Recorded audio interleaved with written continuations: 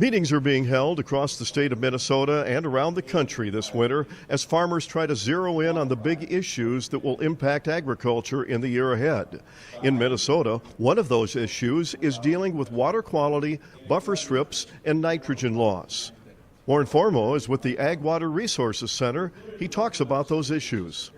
From a legislative or a regulatory perspective, naturally the main ones revolve around buffer implementation and the expansion of those requirements. Others relate to agricultural drainage.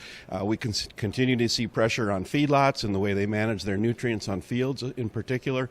So it's just a long list, and that's just the legislative front. Then we also know that farmers are attempting to do all they can on nutrient management outside of the regulatory process, so it makes for some very interesting discussions. Formo says that buffer strips continue to be a big issue for farmers, both in compliance and in the cost of installation.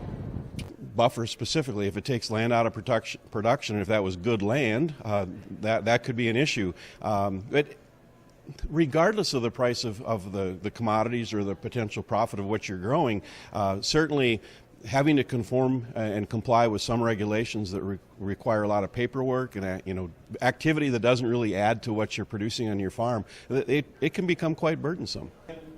I asked Formo, what advice do you give to farmers that are facing new regulations and potential regulations in the years ahead?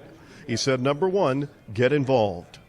Farmers are facing many challenges right now. Number one on the list, of course, are low prices. Number two, potentially rising interest rates. However, new and more regulations being imposed on farmers at both the state and federal level is not making it any easier. This is Lynn Ketelsen reporting.